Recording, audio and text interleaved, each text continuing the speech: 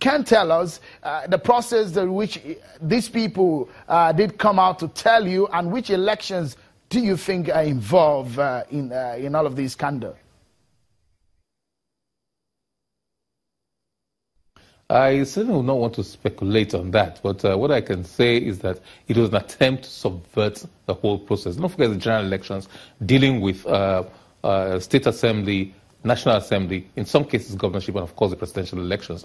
We believe the sources of these funds was to compromise the whole process. It was a network, so it's not a local thing that was specifically localized. So I believe that it was targeted against the whole general elections of 2015. There were some agitations at some point, especially on the day the popular Mr. Rubebe's outburst, the announcement of the election. Some people will say, we did tell you that there's something wrong. These findings that INEC is making, how was the impact on the headquarters? That is the brain box of the institution. Was it really impacted with this scandal? Well, first of all, I don't know whether there's any connection between what you term the Rubebe outburst and this inquiry. I honestly do not know if there is. But fortunately, you're quite right when you say, in that sense, I say that the headquarters is the brain box. But all the people that I'm aware of that have been interdicted, that have been implicated one way or the other, are from the state offices, 16 state offices, not the headquarters. It will appear those who were interested were targeting those who actually conduct the elections. They went to the grassroots, as it were. So the headquarters, from our investigations, from the preliminary report of the EFCC, it will appear was spared this corruptive influence of bribery allegations. One of the issues brought to the table again is the level of involvement, of course.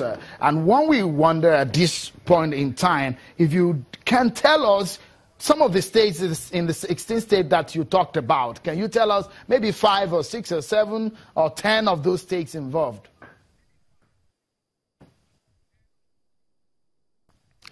Yes, I can. I don't know all the states involved because it's not even a concluded exercise yet. So we must have that at the back of our minds.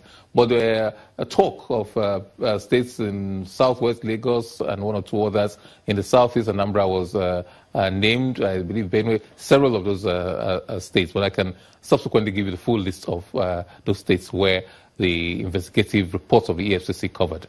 But it's still an ongoing thing. So I think eventually we can supply you with, when we get additional information of all the states involved. Okay, we've since been joined by a legal practitioner, Mr. GT Ogunye, Nigerian senior lawyer, who joins us now to give us a sense of what all of this is all about.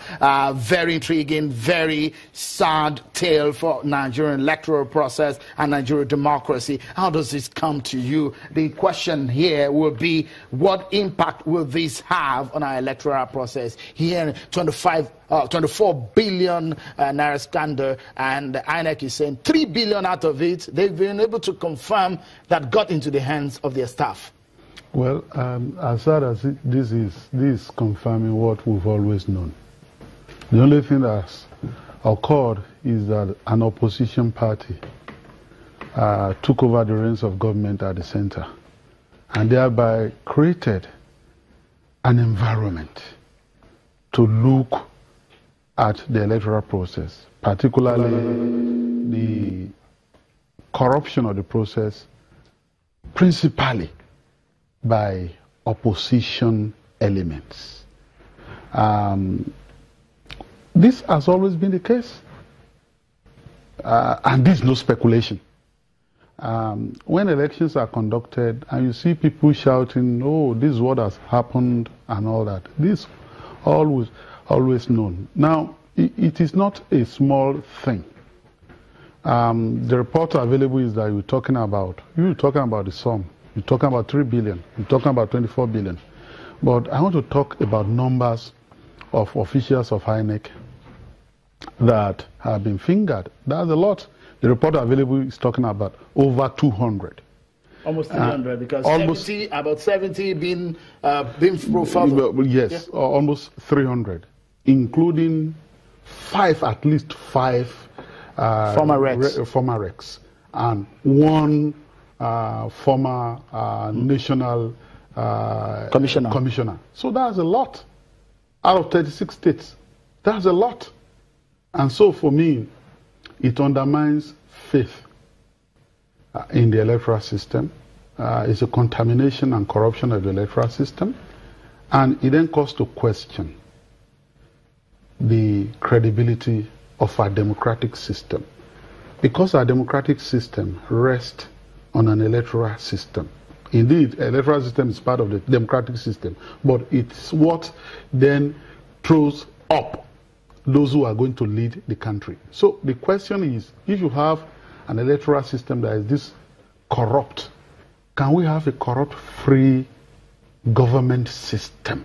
Can we have a corrupt-free political system? If people who want to grab power bribe all the people that could be bribed, the bribed electorates, there is something Islam called see and buy now, you know, just at the precincts of the polling booth, then you induce a voter to vote in a particular manner, and then you give him 1,000 or 2,000 naira. Thereafter, you bribe the election officials, then you bribe policemen. Then when an election petition emanates, you then go to the judiciary and bribe the judiciary. So how can you then have a corrupt-free democratic system? We need to go on a short break. But when we return, we'll talk more. You do know that in Nigeria, huge sums of money is also said to be used in making sure that someone emerges at the primary. That's even the beginning. We dig more into this. Mr. Oluwole Osaze-Uzi is in our studio in Abuja, and Mr. GT Ogunye are here to dig more into this matter. Join us again.